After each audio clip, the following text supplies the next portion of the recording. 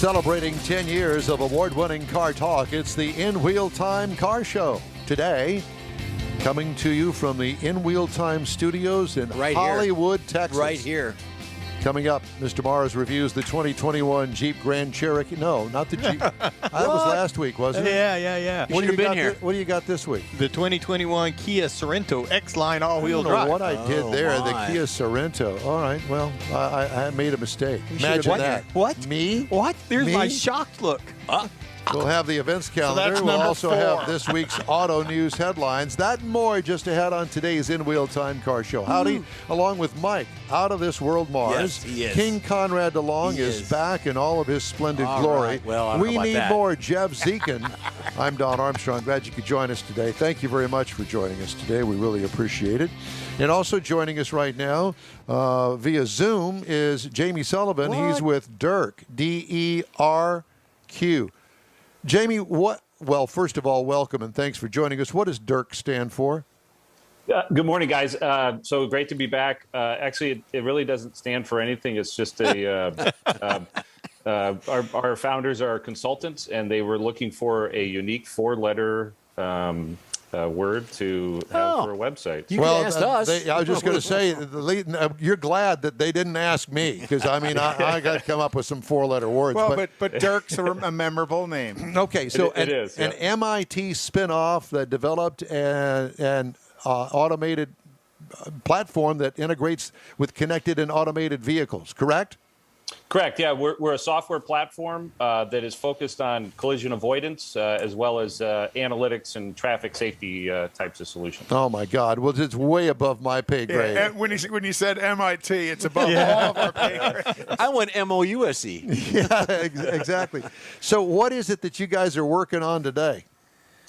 So ideally what we're focused on is providing, severity levels of analytics around intersections and those kinds of things to help cities, departments of transportation understand how dangerous an intersection is. We all, travel through intersections and go, wow, this is a dangerous intersection. But essentially what we do is we take that data from, cameras, sensors, detection devices that exist at intersections, process it, and then develop, models and dashboards to help cities and DOTs understand what the real dangers are for those, so that they can, put in mitigation or safety solutions to help make it a safer environment. Are most of the issues when it comes to intersections, are they designed into it by mistake?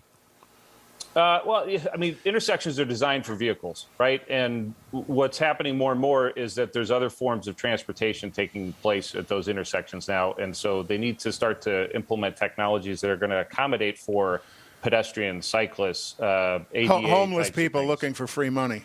Yeah, all sorts of things, right? So with that, in some of the data that you analyze, I hear conversations time to time about short yellow lights are more dangerous intersections than long yellow lights. Is that some of the data that you might provide as well? Yeah, we actually have the capability of, from the analytics side, we then can leap over to actually the connected vehicle side. So we could take what's happening. So think of it as situational awareness of what's happening in intersections. So if we essentially see that there's a potential for a collision or a red light runner or some type of an event, we can then notify signal controller infrastructure and those kinds of things to take corrective actions to make it a safer environment. So, and then certainly, obviously, communicating with connected vehicles to help them take mitigative actions as well. Of course, when you talk about connected vehicles, everybody's going to say, uh-oh, Big Brother's finally getting into my car. And I'm sure that you've heard that before. How do you battle that? Well, I think we'll let Tesla and those guys fight that fight, but because essentially what we do is all the off-board perception. So Tesla and the other connected vehicle manufacturers, they're great with the sensors that they have on board, but they can't see around a bus, right? They can't see around other vehicles, and that's what DERQ does. Is we take that data that's happening at the intersection, and then we can communicate that to a vehicle that can't see around a bus and somebody's about to step in front of that bus and right in front of their vehicle, to communicate that to them to let the vehicle know that it needs to stop because it's about to have a collision. and that vehicle stops, but the guy behind him doesn't because he's not connected. Well, so I mean, there's digital signage and those kinds of things that can be used to for the people who don't have connected vehicles to warn them visually, or you can do aftermarket things like onboard units and those kinds of things. Or ideally, as the connected vehicles become more and more prevalent, then those are going to be But there's a lot of different ways to do it. But, you got to start somewhere, right? Yeah. Oh yeah. Well, within your plan, is it connected vehicles to the mothership or connected to the vehicle next to you so that we're all talking to each other? Yeah, so ideally what needs to happen is this all needs to stay local at the intersection, right? Because of, communication latency concerns and those kinds of things. This stuff needs to happen real time, and even actually faster than real time. So it needs to actually all stay local. So, you can, pump metadata and those kinds of things to the mothership and to other things, but ideally, what we're focused on is trying to keep things local and help avoid collisions. So do you reach out to a municipality, or do they reach out to you for this analysis? Well, I mean, we're obviously from a sales perspective, we're reaching out to those municipalities, making them aware of these types of capabilities, because a lot of folks don't realize that this capability exists already today. We can actually, solve a lot of these problems that, some of the infrastructure bills that are going through Congress that may or may not ever get passed. Have some focus around Vision Zero as an example. And a lot of communities are looking at Vision Zero, but they're looking at more from an education and policy standpoint when they could be looking at it from a technology standpoint, because there's things out there to help solve for those things. Oh, it's government. They look at it from a revenue generation standpoint. Right. Sorry. So let me ask you this. So yesterday I was getting gas at on the corner station, and I heard it, the crash, and turned around. And so, I mean, there was no brakes. So the car was coming through the intersection with a green light. Somebody ran a red light and clipped them.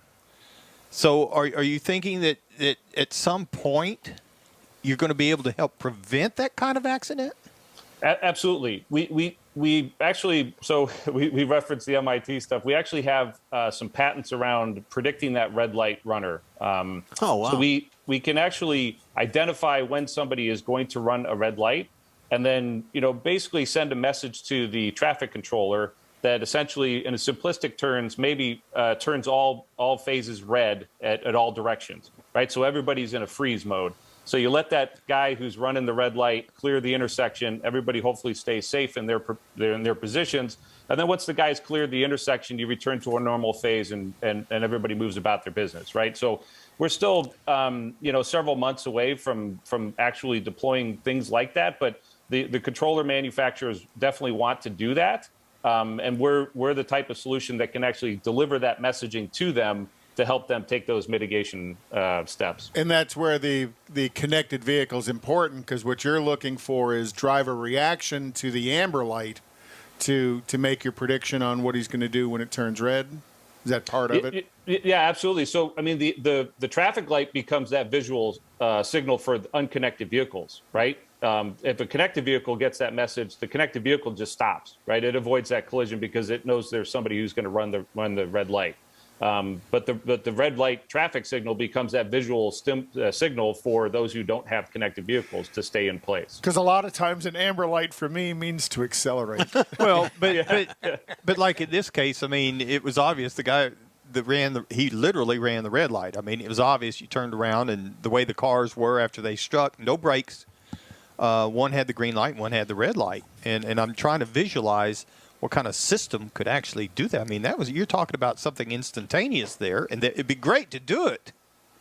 Well, you look absolutely. And part of what we do is the analytics leading up to understanding, how many people are actually running red lights at an intersection. Some intersections, as you say, when it hits yellow, you want to accelerate. Some intersections have a significant number of people that run red lights for whatever reason. And city managers, departments of transportation managers need to understand what the larger problem in that area is. That why are all these people running these red lights, right? So there's some kind of a other problem there that is causing that. And you help them understand that. Yeah, we help them understand that, and then when they're ready to make that leap to an active collision avoidance solution, we do that part of it as well, because while you're collecting the analytics, that's the core, components to make that switch to connected vehicle. So you talk about dealing with municipalities. What about auto manufacturers? Because that connectability is going to be dependent on their internal systems in the vehicle starting to talk car to car. Now with the automated braking and stuff that cars can do, and then all of a sudden, life changes because they automatically back up too in the parking spots. And how many chips is that going to take? So, yeah, it's an interesting question. I think the autos are focused on what they can control, right? Well, and what they can control is inside the vehicle. So that's going to be their main point of concern. Where we can help is explaining to government that there are safe solutions out there, and to not be fully reliant on the autos to do the right thing, which ideally they are. But they're always doing things in view of what their technologists say is the best way to do it, right? So you need some standards in place for everybody to talk the same language, and that's all happening. So how are you integrating artificial intelligence vehicles, cars that drive themselves without a driver? How are you dealing with that and those intersections where people are actually driving their car and running red lights? How is that being integrated into each other? Well, it's very limited at this point, but what you look at from an autonomous shuttle or an autonomous vehicle that's driverless, right? The onboard safety systems are only as good as what they can see, right? So what DERQ does is we use the infrastructure to become a redundant safety system. If you look at a number of cities have shut down their autonomous vehicle platforms because of emergency stopping. And those vehicles are only going 10 or 12 miles an hour, right? And an emergency stop at 10 or 12 miles an hour still injures people. But when you have the luxury of redundant safety systems, like an infrastructure-based safety system, it makes it a lot safer and a lot easier to avoid those emergency stopping situations, which causes injury for riders. So that you have to take those steps, right? And there's a process here, and it needs to follow a process. We're going to be kind of stuck in the mud for a while. So do you have any active interactions with government here in Houston, in the Southeast Texas area right now? Where they're listening? Not in Texas. We're having lots of conversations, but we don't have any active deployments in Texas. Give us an example of one of the cities that you're currently working with. So we're working with the state of Michigan is a good example. They went out and secured a government grant to do a connected corridor on the M1 corridor from downtown Detroit to the suburbs. Which, the M1 corridor has its, I think it's fame as being the first paved road in America. So Woodward Avenue. Yep. And so what they're doing is 60 or so intersections to help understand wrong way driver and near miss types of components. So how many times do vehicles have a near miss with a pedestrian, as well as identifying wrong way driver incidents and among a number of other things. So Michigan, as you can imagine, is trying to lead the way in these things, obviously because of the manufacturers and that are there. And so they're trying to drive this from a safety perspective, but also leading for economies, new economies in Michigan, new opportunities, and those kinds of things. But so ideally, what they're looking at it for is from a safety perspective. In order to get to autonomous types of solutions and smarter cars, smarter infrastructure, you need to do these types of projects. Where do you see that going? Is it progressing rapidly? Is it a slow process? Well, it's a slow process, but it is a process, right? So what government needs to understand is how do they accommodate the types of data that are going to be generated from these types of smart infrastructure deployments, right? So by putting sensors and those kinds of things out there, as they take this data, what can they do with it? How do they process it? How do they keep it secure? And then how do they analyze it and use it for the right reasons, right? So these kinds of things are happening right now. And then you got to then take that next step to transitioning to using that data for connected vehicles. Now, are you actually putting equipment into vehicles? We do not, no. So we're just software. We're ideally in the infrastructure side of things. We leave the equipment that goes in the vehicle to the manufacturers, and then there's specific vendors that do aftermarket onboard unit types of things like that look kind of like a cell phone or a small tablet. So you work within, for instance, the traffic control system? We would work with within the Department of Transportation's traffic control system and with some of their platforms in that, and then we obviously take that data And then we put it into a dashboard so that you can use this from a visualization tool and a safety tool that allows you to create reports that tell you how many events and incidents are happening, how many people are jaywalking at this particular intersection, how many people are running red lights, et cetera, so that cities and DOTs can understand what do they need to do to address these problems. And and certainly there are certain parts of cities that are more impacted than others, certain parts of states that are more impacted than others. It allows them to maybe invest a little bit more in some areas where they need to. Well, and for data collection for you to reach out with an app on a phone, because the GPS data that's on a phone and something that plugs into the ALDL connector of the vehicle, and now you get the vehicle data going through an app, your data collection could be huge. Yeah, there's certainly companies that are focused on that. DERQ is not. We're not going to get into that data engine processing kinds of things. There's really big companies that have really big data centers that are going to focus on that. Okay. We're going to focus on what's happening at the intersection or certain segments of the freeway, highway corridors that need focus around safety, right? So what we can also identify is where crashes are happening, right? So I think people know that most of that data is pretty stale. It takes anywhere from 6 months to 24 months for DOTs to get some of that crash data back. We can get that real time and be able to make on the fly types of transitions for intersections and freeways to accommodate for safety concerns instead of waiting, right? Well, yeah, we have had a rash of wrong-way drivers On the 2, interstates. 3 o'clock in the morning. These are serious high-speed crashes head-on, and that unfortunately a lot of loss of life in this city. How can you help in something like that? So there's a couple of things that we do. Is there's vendors that have video sensors that can detect the wrong way driver, and then they send a trigger or an alarm to public safety, and then public safety ideally responds. What we do is we look at those incidents, and we're kind of a redundant system to identify those incidents when they're happening and in real time, and then we can make some infrastructure messaging changes, et cetera. But ideally what we're focused on is understanding why they're happening, right? So where on a map are they happening? What times of day, night are they happening? How do they access the wrong way on ramp? Right. Or off Exactly. ramp? Let's always puzzling. deconstruct why this is happening to help avoid it in the first place. But then if it is an incident where there's not much to look at, maybe having public safety deployed in certain areas, on a Friday night, because we're seeing a lot of wrong way drivers, for this particular reason, right? So, and then the manufacturers could plug into, like OnStar, they can slow you down or shut you down, depending on what the desire is. And would you accept data from OnStar, or is that's too much data for you?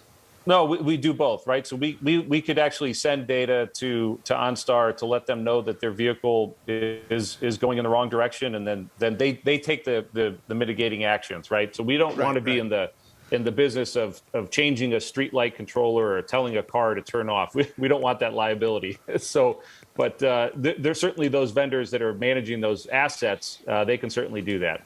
Jamie, it's a pleasure to cool. talk to you. Very informative and great stuff on the cutting edge, and we really appreciate you spending the time with us this morning. Hey, appreciate it, guys. Have a great Saturday. Yep. Thank you. Thank you very Bet. much. Take care. Man. You That's talk about high-level stuff. Yeah. That's why it's MIT, but it's also looking at the natural things that are happening to determine what government or what the municipality can do to affect it. Yeah. We're on the cutting edge too. So It's like, you get on the highway and it's always a traffic jam at one spot. And I'm looking at, if you turn that on-ramp off, you wouldn't have that person trying to cross 3 lanes of traffic.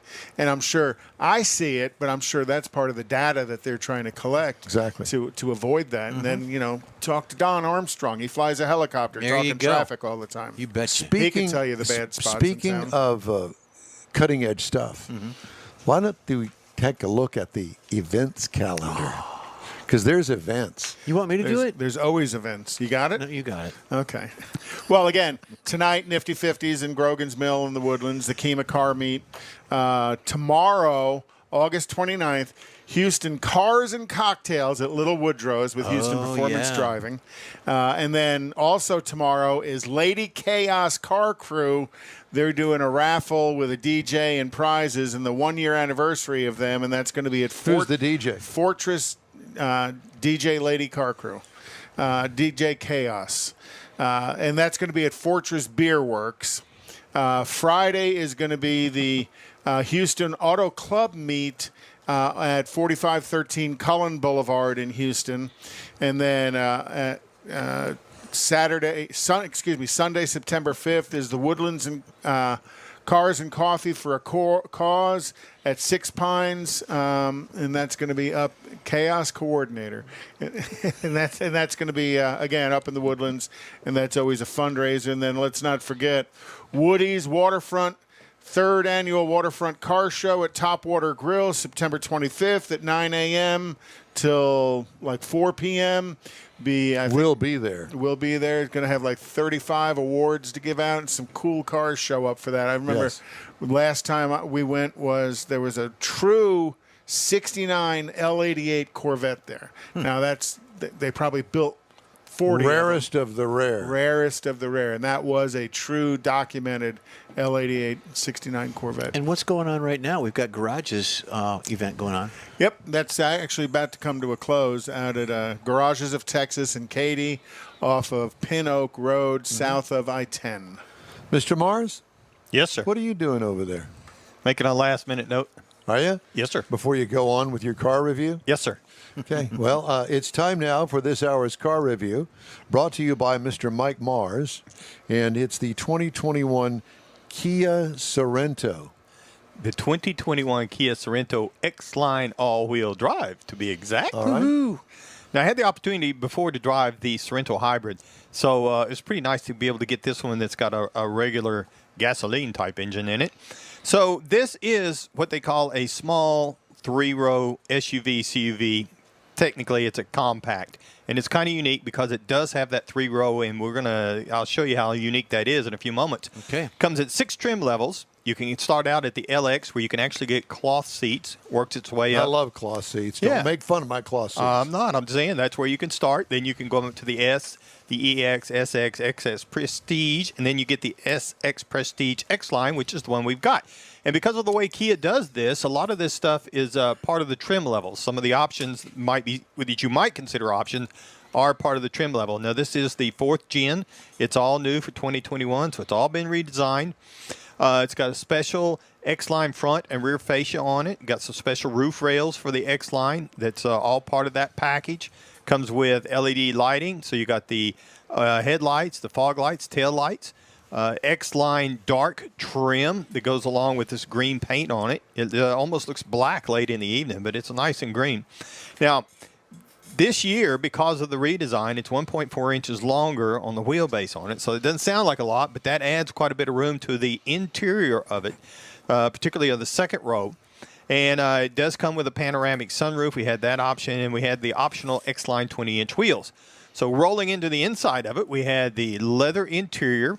The first and second rows are both captain's chairs, and the front row is heated and ventilated. The second row has got a one-touch slide and fold option on it, so it makes it a lot easier to get back into that 50-50 split third row, and that's where you're going to find that extra room that you're getting because of the longer wheelbase on it. It does come with a 10.25-inch touchscreen that's in the center stack. Got a 12.3-inch digital instrument cluster. Got 8 USB ports scattered out through this is that thing. enough? Well, I mean, now you got 3 rows, and you got plenty of. Everybody's got a port. That's a right. port and a cup holder. And it does have a wireless port charger line. up front, and it's got charge ports. And we had the X-Line Bose Audio 12-speaker system in this thing. How did Jimmy Buffett Oh, sound? it rocked. I mean, you just rocked like you wouldn't believe. Now, up Rock under it the like a hood- hurricane? Yeah, surfing in the hurricane. So there's actually 4 different engines you can get in this, but there are no longer any V6s. These are all inline 4s, and we happen to have the 2.5-liter turbocharged engine, 191 horsepower.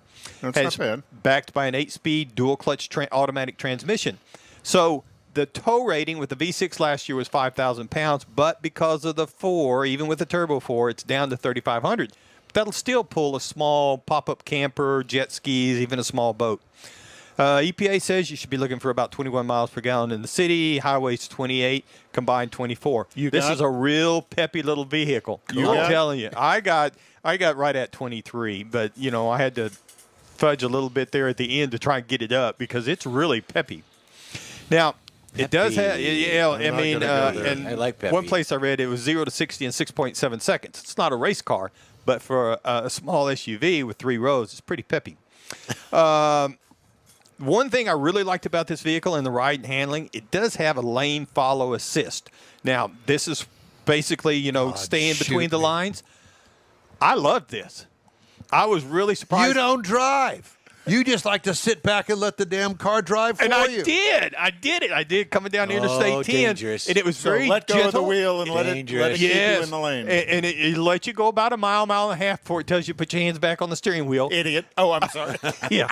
But it was so gentle. That's Becky I mean, saying idiot. some of them yank you back and forth, but this thing was so gentle. I was really impressed with it. I'm just going to say. It's nothing better than a gentle yank. Now, like I said, this is a 3-row compact vehicle. So that compact segment is very, very competitive unless you're looking at the 3 rows. If you're looking at the 3 rows, there's only 2 other ones that have got 3 rows, the Volkswagen Tiguan and the Mitsubishi Outlander of all things. So the Tiguan starts at about 25 and you gets up to 39, and the Outlander starts at 20 and gets up to 26 something. But a base Sorento, you could get a base Sorento at $29,390.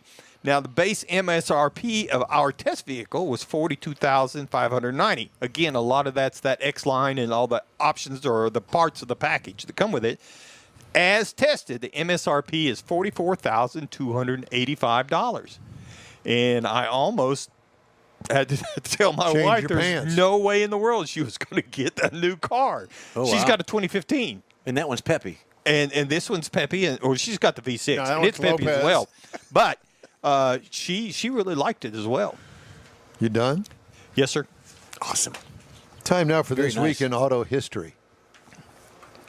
So, this I'm going to wait. Jeff's got a I got little it. video to play. Sure, why not? So, in 1897, Ransom Eli Oldsmo. Ols of Here we Lansing, go. Michigan, Here we go. Founded Oldsmobile whiz. Motor Works, which later turned into Oldsmobile. Did it? In 1904, you'll love this name. Harold D. Weed of Conestoga, New York, issued the first patent for grip tread on pneumatic tires. I like it. The weed chain tire grip. Well, and that was, you know, again, we had Consumer Reports on Right, talking on about tires. Well, he got a patent for the You got grip, your weed Old gripper. Mr. Weed. non-skid tire chains. Oh, weed gripper. In 1905, Cadillac Yay! registered their crest as the trademark, and that insignia has adorned Cadillacs over the it? centuries. No, That's yeah, next. but stay there. Okay. And actually, the crest is no longer part of their logo. No. Now it is the wreath crest, which was originally part of it. In We'll take the wreath off. Aretha Franklin.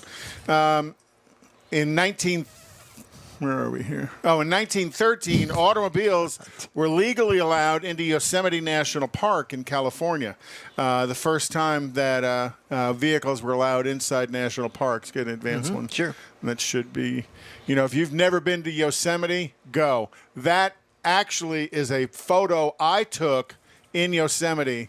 They have these placards around that said, "Here's where George Muir stood to take his photograph." You remember George Muir has all those black and whites of Yosemite, and I took that picture. I was out of my camera. Very nice. Okay. Go ahead and. Yep. Oh, here's the Cadillac wreath. Oh, about time. So that got out of position certainly for did. somehow. Why did it get out of I position? don't know. Mars.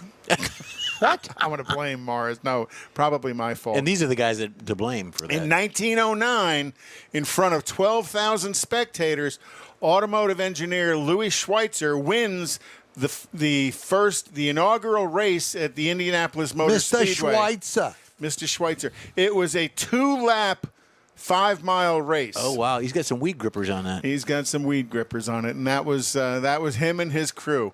2 laps, and it wasn't until 2011 that they started going 500 miles. So it was 2 years later.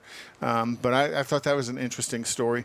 Now, in 1922, this 23-liter Mercedes-Benz powered 6-cylinder car was driven at 71 miles an hour, and the name of the car, Chitty Chitty Bang Bang. Oh, wow. So there was a Chitty Chitty Bang Bang, and this was the car. And the reason they called it that was, think of how big 23 liters is. That engine made horrendous noise as it was running. And then, again, Chitty Chitty Bang Bang came back in the future with the movie with Dick Van Dyke and the flying Chitty Chitty Bang Bang. Different cars, but, the story behind it. In 1946, the World War II civilian truck production restrictions were lifted. You got to remember, in 1942, most all of the auto manufacturers switched over to building war production for World War II. So in 46, and that is a 1946 Ford there. Beautiful. Yeah, isn't it? And then in 1991, remember, Mazda came out with the Amani brand. And this was a 1991 Mazda Amani. Mazda was trying to jump on the bandwagon of Toyota and Lexus, Nissan and Infiniti. Tuck and Tuck. So that's this week in automotive history. This was an abysmal flop. This week? No, the Mazda Amani. Did you drive one of those, the Amani, when they first came out? No, I never did. Never did. Oh, by the way, George Skelton says, Don learned how to drive under Mr. Talley at Westbury. The first car to the intersection has the right of way. Floor it. Mr. Talley, yeah. And it was a Rambler, I believe it was, and he had a brake control over there, and he'd slam on the brakes while you were driving. Well, I'm trying to figure out what you were doing under him.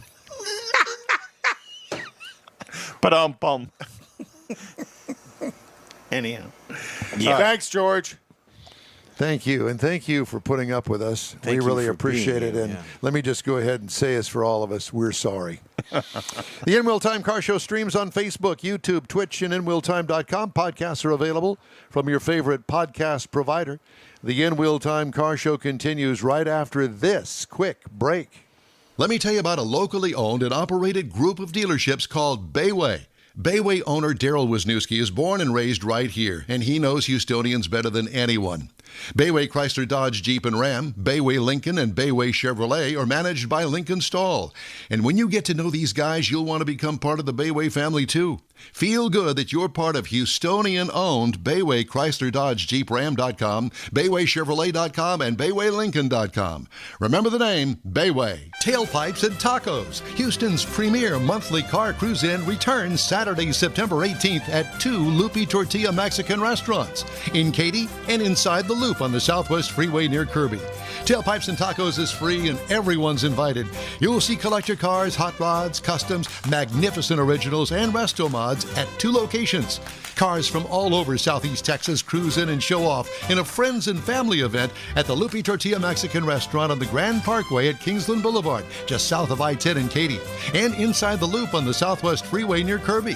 Drag racer, car enthusiast, and Loopy founder Stan Holt brings you Houston's hottest cruise-in, Tailpipes and Tacos, inside the Loop on the Southwest Freeway in Kirby, and in Katy on the Grand Parkway just south of I-10, where you'll see the In Wheel Time Car Show. Get your ride ready, and we'll see you at the Tailpipes and Tacos Saturday morning cruise-in, September 18th, 8 to 11 a.m., weather permitting. Gulf Coast Auto Shield has moved to a more convenient location. Now you can visit John Gray and his staff of dedicated professionals at their new shop on the South Sam Houston Parkway between Belford and Airport in Southwest Houston. Gulf Coast Auto Shield is the best at paint correction and ceramic coatings. Clear bras and custom wraps are specialties that only Gulf Coast Auto Shield installs with award-winning accuracy, and all their services come with a warranty. Lamborghini, Aston Martin, Porsche, and Ferrari owners depend on Gulf Coast Auto Shield for their specialty services, and you should too. The in-wheel time Corvette and Cutlass have both been massaged by Gulf Coast Auto Shield, so isn't it time your vehicle visit their new shop in Southwest Houston? Call John Gray today at 832-930-5655 or visit online at gcautoshield.com. That's gcautoshield.com. Paint, coatings, wraps, and more at gcautoshield.com.